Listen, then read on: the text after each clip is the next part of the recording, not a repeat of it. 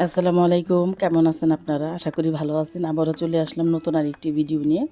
তো দেখতেই পারতেছেন আজকে আমি রান্না করব চাইনিজ ভেজিটেবল। এটা আমরা ভাত, রুটি এগুলোর সাথে আমরা খেতে পারি। তো আমি প্রথমে নিয়ে নিয়েছি ক্যাপসিকাম, গাজর, হইলো এখানে নিয়ে নিয়েছি পেঁয়াজ আর হলো পেঁপে। এই 4টা সবজি দিয়ে আমি রান্না করব আজকে।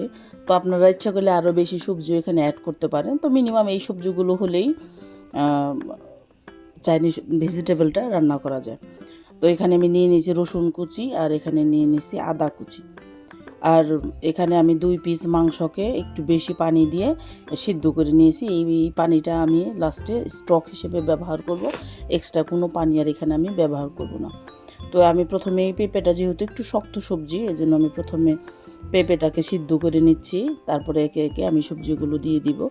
তো পেঁপেটাকে 2-3 মিনিট সিদ্ধ করার পরে আমি এখানে আবার দিয়ে দিলাম গাজর। আর ক্যাপসিকামটা আমি সিদ্ধ করবো না, এটা হালকা সবজি, এটা একদম লাস্টে দিলেই হালকা একটু ভাপেই এটা সিদ্ধ হয়ে যায়। তো দেখতে পারতেছেন আমি গাজর আর টমেটোকেই সিদ্ধ করে নিলাম। এখন আমি তুলে ফেলতেছি, কারণ বেশি নরম করা যাবে না, যেহেতু এটা আবারও রান্না হবে। তো আমি হাফ সিদ্ধ করে নিছি। তো আপনারা এভাবে করে নিতে পারেন। তো সবগুলো আমি তুলে নিলাম। আর এখন আমি ফ্রাই প্যানে দিয়ে দিলাম তেল। তেল দিয়ে এখানে আমি আদা রসুন কুচিগুলো দিয়ে দিব একে একে। তো প্রথমেই দিয়ে দিচ্ছি আদা কুচিটা, তারপরে আমি দিয়ে দিব রসুন কুচিটা। এটাকে একটু ভাজা ভাজা করে নিয়ে তারপরে অন্য অন্য সবজিগুলো আমি অ্যাড করব। তো দেখতে পারতেছেন একটু ভালোভাবে নেড়ে চেড়ে নিচ্ছি।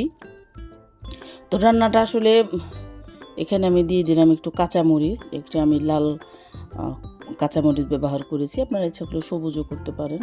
আর এখানে আমি দিয়ে দিলাম পেঁয়াজগুলোকে একটা পেঁয়াজকে আমি 4 ভাগ করে পেঁয়াজগুলোকে আমি ছাড়িয়ে নিয়েছি। তো দেখেন এরকম হয়েছে। তো এখন ওটা একটু ভাজা ভাজা করে নিয়ে এখন আমি সবজিগুলো দিয়ে দিলাম। আসলে কি চাইনিজ সবজি যেহেতু সিদ্ধ করা সবজি, এটাকে বেশিক্ষণ রান্না করার প্রয়োজন নয়, হালকা একটু রান্না করেই এটা আসলে হয়ে যায়।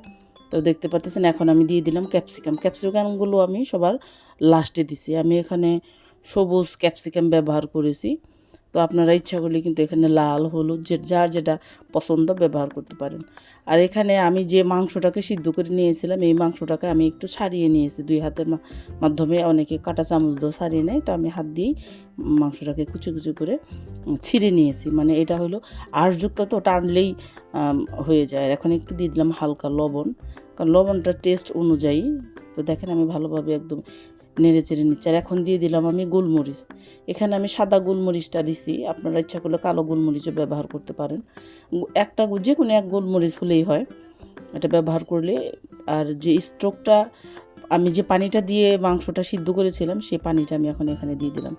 আর এক্সট্রা কোনো পানি এখানে দেওয়ার দরকার নেই, এইটুকু পানিতেই এটা খুব ভালোভাবে সিদ্ধ হয়ে যাবে।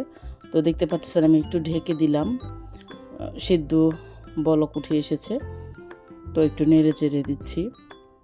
এই সবজিটা না বিয়ে বাড়িতে অনেক সময় আমরা খেয়ে থাকি, অনেক সময় আপনি যে কোনো চাইনিজ খাবার রান্না যেহেতু এটা, তো যে কোনো রুটি বা ভাতের সাথে বা পোলাওর সাথে খুব ভালো যায়। এখন আমি একটু দিয়ে দিব সয়া সস, যেহেতু আমি ডার্ক সয়া সসটা ব্যবহার করতেছি, তো ওই জন্য একটু কম করেই দিলাম। যাদের লাইট সয়া সস তারা 2 ঢাকন দিতে পারেন, এটার মুখার যে 2 মুখাটা। তো আমি এখানে 1.5 মুখা ব্যবহার করেছি। তো এখন আমি দিয়ে দিব একটু কর্নফ্লাওয়ার। আসলে ঝোলটা যেহেতু পাতলা পাতলা, এটাকে একটু ঘন করার জন্য, একটু মাখা মাখা করার জন্য কর্নফ্লাওয়ারটা দিয়ে দিয়েছি। আমি এখানে 1 টেবিল চামচ কর্নফ্লাওয়ার দিয়েছি, মানে চা চামচে 2 চামচ কর্নফ্লাওয়ার দিছি। দিয়ে পানি দিয়ে একটু নেড়ে চেড়ে মিশিয়ে নিয়ে তারপর আমি এই সবজিটার মধ্যে দিয়ে দিলাম। দেখেন এটা একটু ভালোভাবে নাড়তে হবে, কারণ এটা যেহেতু কর্নফ্লাওয়ার ঘন হয়ে যাবে, তো সব জায়গায় নেড়ে চেড়ে একটু মিশিয়ে নিতে হবে।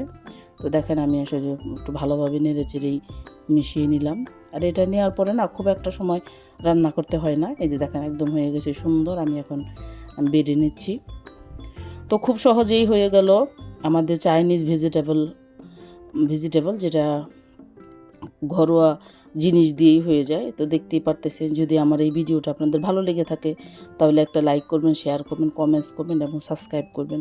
যারা সাবস্ক্রাইব করেছেন তাদেরকে অসংখ্য ধন্যবাদ। আর যারা সাবস্ক্রাইব করেন নাই তারা সাবস্ক্রাইব করবেন এবং কমেন্টস করবেন।